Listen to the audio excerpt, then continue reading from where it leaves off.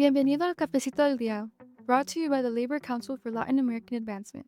Our conversations are inspired by the moments of togetherness that nuestra comunidad shares over un cafecito. Bienvenidos. Soy Carmen Rodríguez. Today, we will share a conversation with Tiffany Roman, LCLAA Rocky Mountain Chapter President, about an issue affecting the lives of thousands of families, the government shutdown. It's workers, real people who are paying the price. Paychecks are on hold, bills are piling up, and families are being pushed to the edge. This isn't about lost wages. It's about dignity and the right to live without fear of missing the next payment or grocery run. From airport workers to food inspectors, our communities are feeling the weight of this crisis. Tome su cafecito y acompáñenos as we talk about how working families are facing this shutdown with resilience, solidarity, and the power that comes when we stand together. Comenzamos. Today, in this Cafecito del Día, nos acompaña Tiffany Roman, representing AFGE HISCO Hispanic Chair. Welcome, Tiffany, to este Cafecito del Día. Thank you. Thank you. I appreciate the offer to be here. Let's start our conversation on how is the government shutdown affecting the everyday lives of workers and their families, and what's being the hardest or most stressful part for them and their communities. Right now, there's a lot of variety that's going on with the government shutdown. So we have some employees that are required to show up to work and they still have mortgages to pay, all their family bills, still have to pay for daycare, for childcare for their children so they can go to work, but they're not receiving a paycheck. We have employees that are getting furloughed. So these employees are not getting a paycheck and they're not showing up to work. They don't have to show up to work and they don't know when they'll be able to show up to work. So basically, every day they wake up in the morning like, can I finally earn a paycheck today? And then there's employees like me. I'm a nurse for the VA, so they consider me essential. So I'm still getting paid and I'm still going to work. But we have no support staff. So there's the alpha staff is missing. If we have a question with HR, we can't get a hold of anyone. We get a reply back in our email that says they're out of the office and they don't know how long they'll be furloughed. So direct care staff, like prison guards, they have to be there so that they can man their stations, or nurses and doctors. We're still working and we're still getting paid. But if we as employees have any concerns whatsoever, it's not going to be addressed until the government is back up and running. Our veterans, however, they can't even get a hold of their benefits. So if we have people out there that need to get a hold of benefits, ask about billing, get reimbursement, or to even initiate the VA claim process, there's nobody available for them at all. How are families coping financially during this time, and what kind of emotional toll is the loss of stability, regular paycheck, and everyday work routines taking on them? As my grandma used to say, it was an old country saying, they're taking blood out of a turnip. So everybody is pretty much paycheck to paycheck. We're all average working class citizens. Paycheck to paycheck means there's very little savings, if any at all. Some have spouses that can carry some of the weight. For the most part, there literally are people borrowing against their pension plans, borrowing against their 401ks, taking out personal loans, reaching out to like Navy Federal for emergency loans. I've seen several federal employees that are standing in lines at our local food banks. It's honestly to the point where you have, the honest tax-paying, hardworking, average everyday person has now been punished for having a government job, for working through their careers to get to this point. Federal government jobs are incredibly hard to obtain. They have an exceptionally higher standard than any of the private industry. It's actually very excessive, the amount of education and experience and recommendations they require just to be employed with them on any level in any position. These people have worked their entire lives to be able to have a federal job so that they can have those benefits for retirement and they can give their services back to the communities they live in. And right now, they're being punished for those things. Families are struggling, barely getting by. What I have noticed the most, communities are amazing. So there's been a lot of community drives. Everyone's putting in place for food and certain supplies like household supplies. I live in Pueblo, Colorado, and here we have the Rocky Mountain chapter. My vice president, Marissa Lopez, during our No Kings rally, she made a community drive. So people were bringing food and household supplies for the community. And there was a separate area where they were bringing food and household supplies for government employees, federal government employees.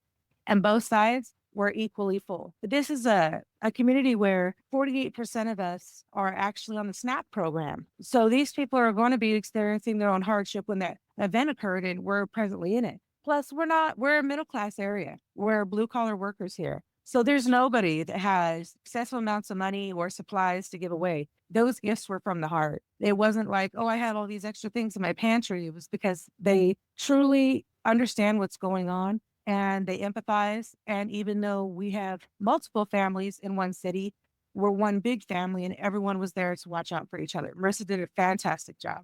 I've also seen it on the union side. So with American Federation of Government Employees, I've actually had a huge outreach through the Hispanic Coalition and just online in general, through all the people that we've met in conferences, conventions, events together, reaching out. Hey, I work for the Veterans Benefits Administration. We've been furloughed this entire time. We're borrowing money from our in-laws right now just to pay our mortgage.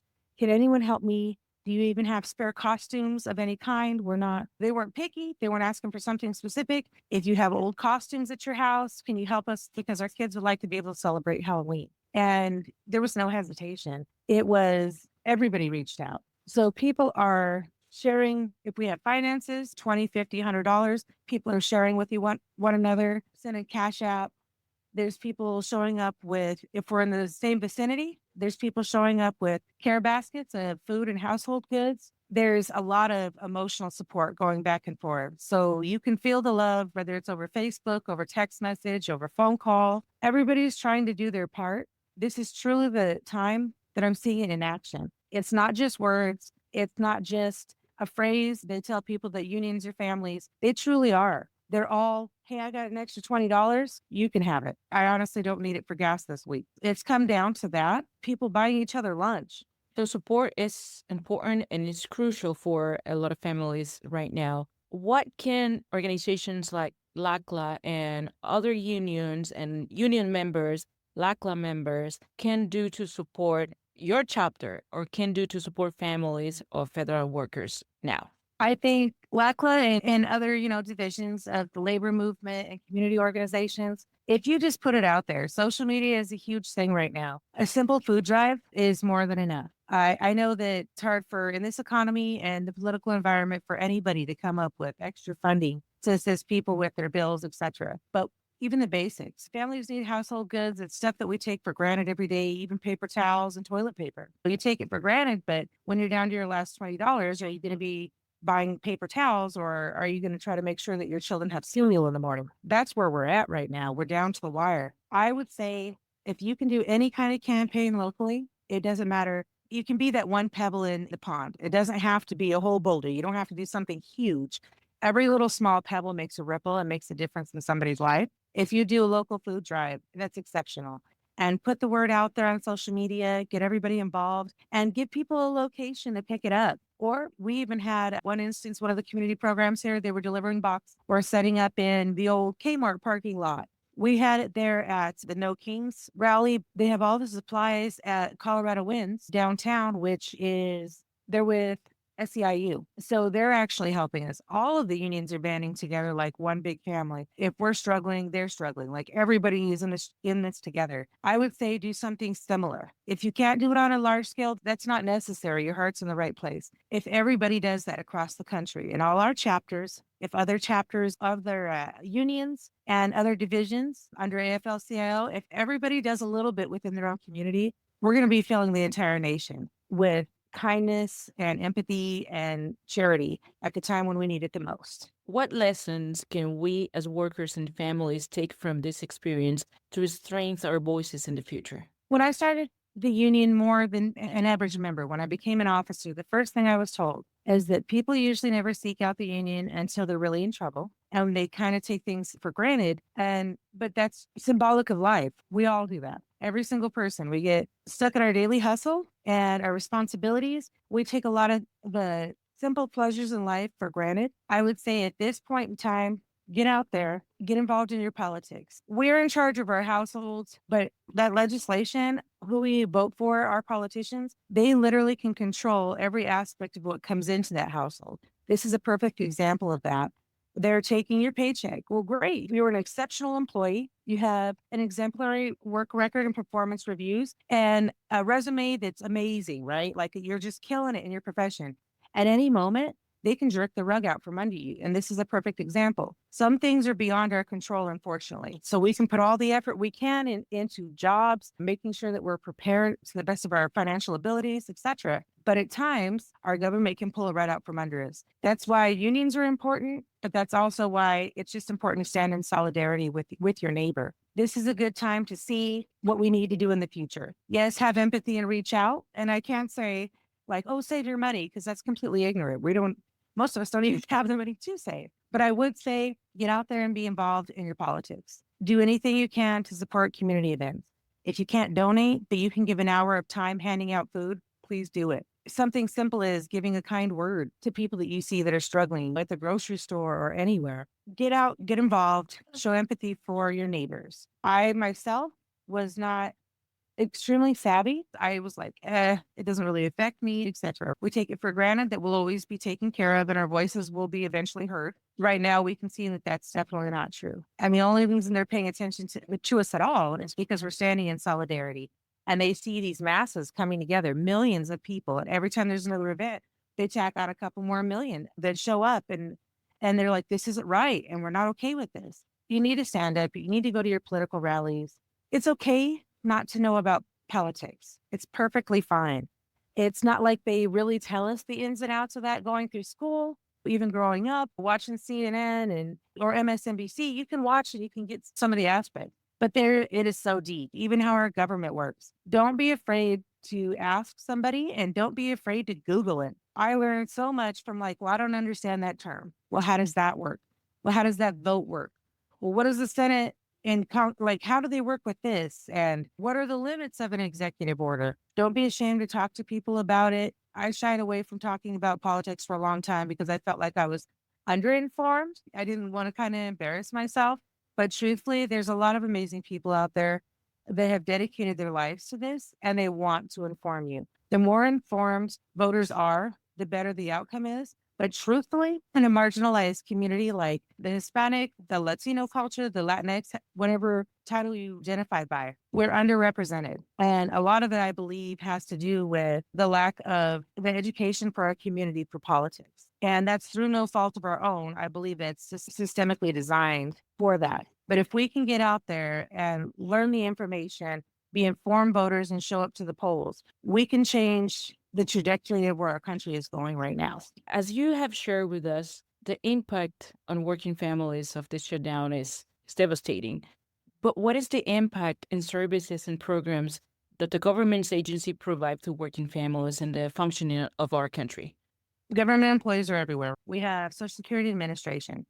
So people are calling in and they can't get access to benefits. They've already eliminated half of their workforce. And right now, there's many that are furloughed or just not getting paid. Social Security is a huge issue. Whether you're getting death benefits, whether you're getting disability benefits, children suffer when your family suffers. We have at-risk populations like children, people with disabilities, and our elderly population that are crying out for help. And most of the time, there's nobody there to even answer the phone, let alone be able to assist them with this. When it comes to our Bureau of Prisons, they're understaffed, horribly understaffed anyway. Before the government shut down, they just took back their 24% raise that they fought for over a decade. So not only did they chop their benefits and they chop their pay, now they're expecting them to go to work and not be paid at all. If you're in a federal prison, there's a significant risk for you to be out in society, a risk for people in society for you to be there. You're a danger to them. These are people that are protecting us from dangerous criminals. And they're told that they have to go to work and put their life on the line in high risky situations, negatively impacts their health with all of the stress, and they have to do it for free. You have DOD. There are a ton of DOD employees that are just furloughed. So they're waiting, they're not getting paid. Our military, they're running even the civilian portion, those civilian jobs on the bases. So you're even straining our military. When it comes to the VA, services at the clinics are significantly slower. Veterans can't get any help. They can't ask questions. They can't sign up for benefits. They can't clarify billing. So if they're getting a $1,000 bill from their hospital, there's no way to even arrange for that to cover. That hospital's not going to wait for payment. until the government opens and the VA allows their employees to come back. There's TSA. These are the people that are guarding our airports and our borders, and they're not getting paid either. There are TSA agents and there are SSA employees right now that are literally sleeping in their cars and then showering and getting ready in their locker rooms to go to work. At a federal level, that's clearly unacceptable. While I understand the importance of the government shutdown, and I believe that everyone fully does, it's for the greater good only because of the argument over healthcare premiums, benefits, etc. And those are essential because we do not want people going without even basic healthcare because that could be literally detrimental to millions of people. However, our government is not coming together and finding resolutions. They're not showing that servant leadership. No one is thinking about the greater good, and that's why the government shut down. There's innocent people that are suffering, but we have so many politicians, so many representatives that we chose in good faith to act on our behalf and in the best interest of everyone, and that's just not happening right now. Thank you, Tiffany, for being with us in este Cafecito del Día. Thank you for being with the LCLAA Rocky Mountain chapter, supporting workers who are facing this difficult time right now. Thank you so much, Carmen, for the opportunity. I really appreciate you. As the government shutdown continues, thousands of federal workers and their families are struggling to make ends meet. Many workers are being forced to work without pay and are facing the stress of unpaid bills, delayed childcare, and uncertainty about what's ahead. We ask all LCLAA members, allies, amigos y a nuestra familia to stand in solidarity with nuestros hermanos y hermanas, check in on your neighbors, support local food drives and mutual aid efforts. Speak up on social media, using your voice to demand that our leaders put working families first. Let's raise our voices, share their stories, and show that la fuerza del pueblo trabajador unido is stronger than any shutdown. Nos escuchamos en el próximo Cafecito del Día. El Cafecito del Día is part of the Labor Radio Podcast Network.